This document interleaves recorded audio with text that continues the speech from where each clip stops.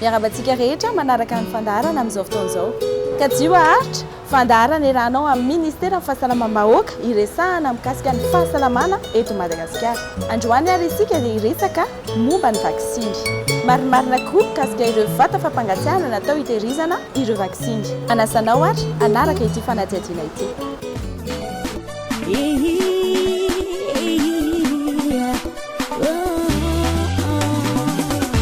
Ray aman-dreny atao vaksiny zanatsika mba tsy ho avy ny aretina samihafa.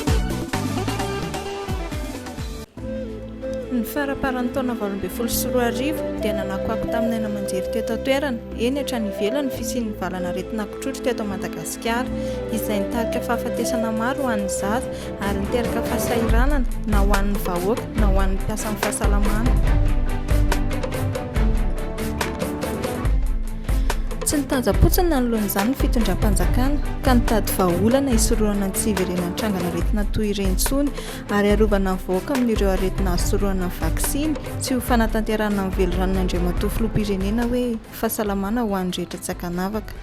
Sy tompivavy tafavory eto isika anio mba anamarika ny fanolorana amin'ny fomba ofisialy ireo fitaovana arifomba ho an'ny tompom-pahasalamana manerana ny nosy.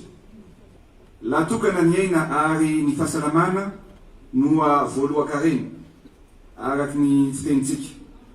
Izany indrindra no nametrahako ny fahasalamana indrindra ho an'ny reniny sy ny zaza ho lara-pamehana tao anatin'ny famolavolana ny IEM izay hitataratra ao anatin'ny politique générale de l'État ankehitriny.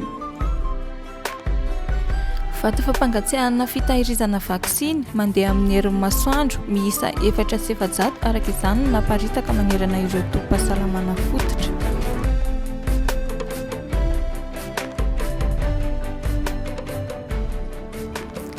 Ankehitriny efa tafapetraka eny anivon'ireo tompom-pahasalamana fototra ny ankabeazan'ireo vata fampangatsiahana fitahirizana vaksiny ireo.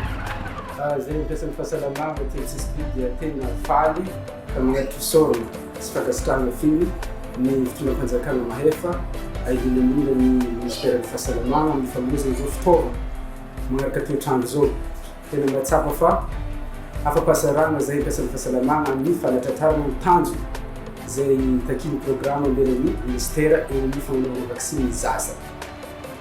Anisan'izany sehatra resana amin'izany ny fampandehanana ny tompom-pahasalamana indrindra moa zany ny fampiasantsika ireny fitaovana na ny fampandehanana ny asa fanaova vaksiny ireny dia mampiasa réfrigérateur fitaovana fampangatsiahana ary ahafahantsika mitahiry mba tsy ho simba ny vaksiny.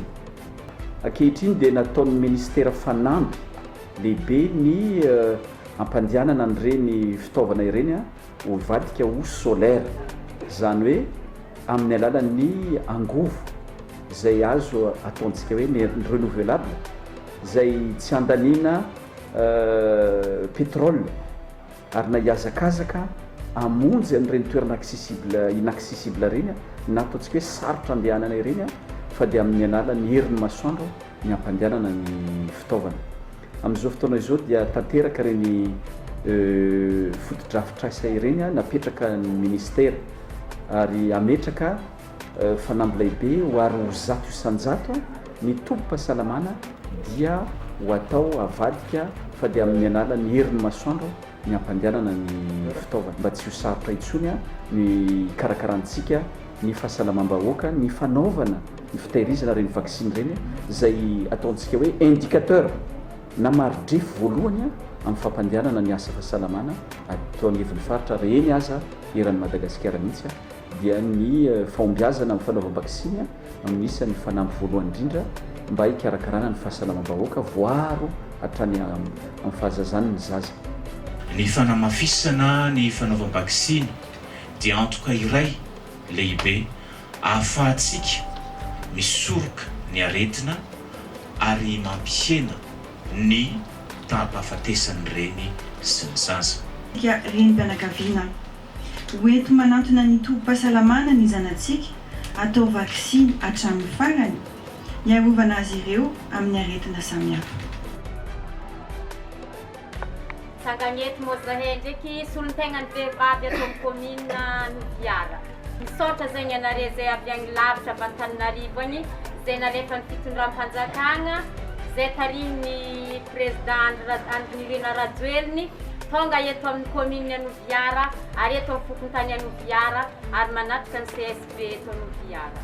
Izahay commune eto Ambalavelo dia manatitra fisoragna avo dia avo amin'ny fitondrana mahefa miaraka amin'ireo ministerany fahasalamagna zay nitsinjo tsy nagnadino ny vahoaka zay misy aminay ato nanolotro izao fitaovana ara-teknôlôjia zay mifagnaraka amin'ny toetrandro ankehitriny izay hagnatsaragna ny sy entiny amin'ireo fiainam-bahoaka.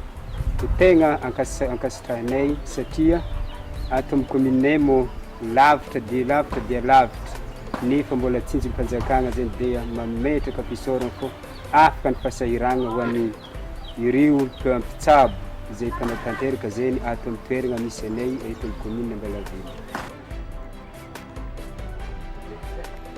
Marina moa fa niteseo consultina no miara-miasa akaiky amin'ny ministera amin'ny fahasalamam-bahoaka amin'ny famatsiana ireo fitaovana sy fanofanana ireo mpiasa amin'ny fahasalamana ary ny fanaraha-maso sy ny fikojakojana ireny vata fampangatsiahana natao hitahirizana vaksiny ireny.